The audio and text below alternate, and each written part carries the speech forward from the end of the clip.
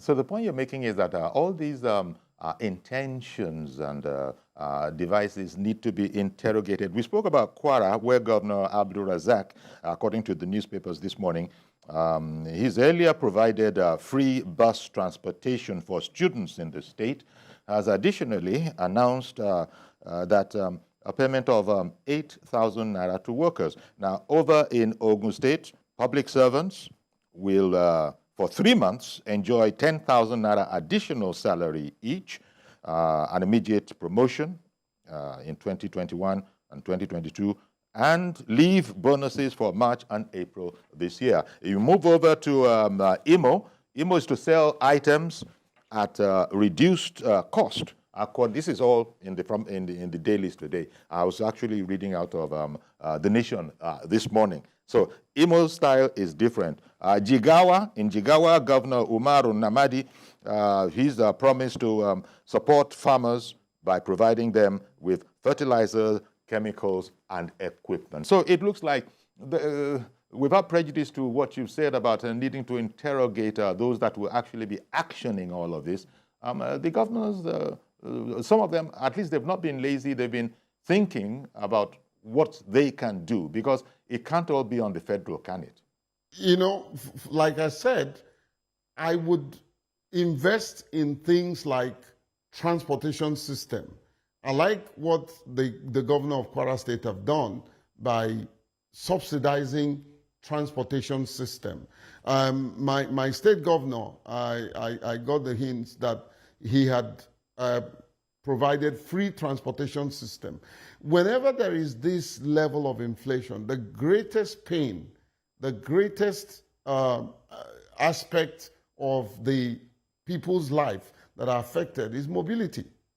Things like transportation, food, you know. So I think also we need to begin to look at how we can adjust our individual lives as well. You don't have to go everywhere, especially if it's a place that will not bring any meaningful purpose to your daily living, you know. Adjusting in lifestyle, the kind of consumptions we get into, impulsive buying, you know, just wake up and you go to the store and buy things, you know. We need to adjust our lifestyle. Getting involved unnecessary travels, you know, we need to adjust our lifestyle to conform with the present realities, you know. So I was going to invest in things like transport. Okay. Go ahead. I was going to suggest, Brother Jake, that, wait a minute, common sense will even teach you that. I don't know where you're reaching us from because such is the beauty of technology. You could be anywhere in the country, indeed, or in the world. But in Lagos here, Lagosians would tell you that they have seen a definite difference in visible transportation. You know how many private cars come on the road in Lagos on a daily basis and all those jams? It's almost as if what we refer to as go slow has disappeared in Lagos. There's a free flow. Same here in Abuja. You know exactly where you are in. So common sense has spoken to people.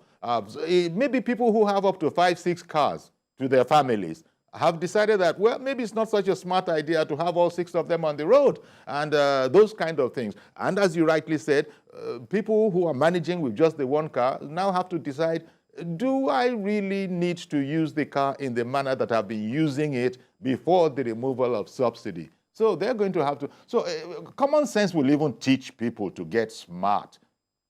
In addition to things like alternatives. Alternatives like the generators that you were talking about, people are now seriously exploring the option of, what is that gas called? LPG. Solar panel. You know?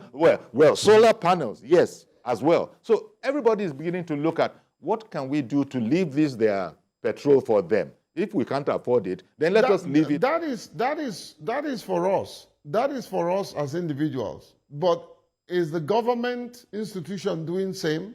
We still see a lot of convoy. We still see wastages. Do you know how much some of these government individuals, highly placed, they spend in food, and at the end of the day, sometimes it's wasted. Have you ever gone to any of the top government functionaries that the state has to feed and see the kind of breakfast or lunch and dinner that people end up not eating? Jake, it is people like you that have been invited to such events that can tell us about those ones. But we'll take your word for it. But really. Well, yes, I have. I have. But I frown at the wastage, and sometimes I'm bold enough to touch some of them who are my friends and say, this is not acceptable. You know, it's not acceptable where people don't even have water or things, beverages to drink, and then you're throwing away the ones that was prepared and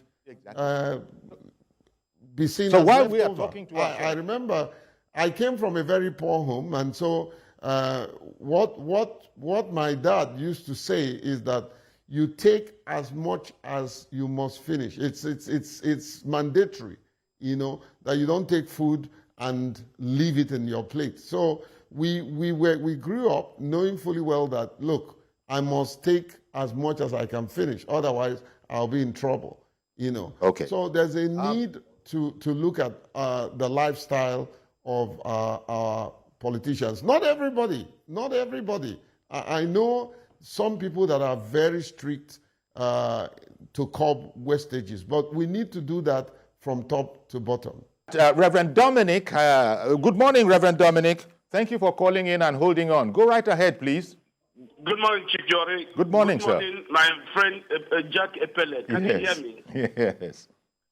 Yori, can you hear me? Yes, I can hear you. I think we both can hear you, Reverend. Network. Yes. Okay, Yori, now when we are talking about common sense, now, Yori, in 2012, what was the common sense that makes us to protest against subsidy removal in 2012?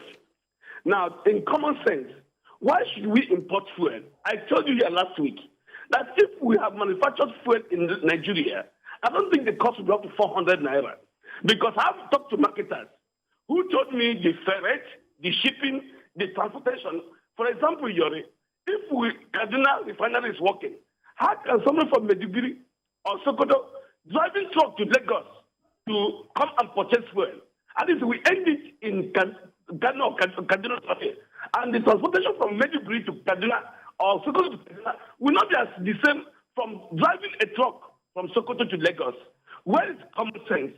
That is, and nobody is talking about this. There's no palliative will solve this problem. Listen to me, Yori. If a state government asks 10,000, why the left is asking for 100,000? Let's say if they give them 70 or 80,000, what are they going to do? This patch palliative, like my friend is saying, cannot solve this problem. We must have a critical thinking. Okay. Number three, if there's common sense of cutting costs, Yori, please give me 1 second. Okay. Why should the state governors and the presidency are still using long convoys, about 20,000 cars? If fellas say that we should not go everywhere, that's unnecessary. Why should the governor move from one point to other with 2015 cars? If Nigeria must apply common sense, let it go from top to down. We have agreed here, but first thing must be done. We must prepare our refineries so we can create job here and buy the fuel locally. If I buy fuel made in Nigeria 1,000 naira, I will not complain. That buy fuel made in Indonesia or anywhere 600 naira, it doesn't have common sense. And again, the biggest refineries in the world is sitting in Nigeria. Does it make sense that we have the biggest refineries in Nigeria and we're importing fuel? All right, then. We must talk about stop importation. Thank you very much, Reverend Dominic. Thank you very much for calling in, Reverend Dominic. Now, Jake also spoke about this earlier, this whole, what looks like the ostentatious attitude of government, especially as regards their moving from point A to B, whether you're governor, certainly the president and that kind of a thing. But I understand, you know, there is a way to look at this whole thing. Jake, you recall that back in the day, General Murtala Mohammed, when he was assassinated, there was no such thing as these kind of extensive security. And I think from that time on, people thought that it was so easily achieved. The dastardly aim of the assassins was so easily achieved because he was moving around pretty much like an ordinary person. And I think somehow we forgot to put the lid on, and it's just got to where it's got now. But certainly, as Reverend Dominic has just said, and as Jake said earlier, government also now needs to know something about setting an example with the way they conduct themselves. Mm-hmm. Exactly. Like Reverend Dominic said, common sense is not really too common. It's not. Common sense is actually sense that is far above the ordinary wisdom. Like rightly said, the over-bloated security operative does not necessarily give security to the individual. The fact that we want to, a certain government official wants to be secured does not mean he has to get the whole of his village as security aids, The aspect that the state, while they do all these, palliatives that they are investing in, the aspect that they haven't looked at is a reduction in governance. How well they can reduce the number of people. A certain governor can have as much as 20, 30, or 40 aides, and those are political jobbers. Okay.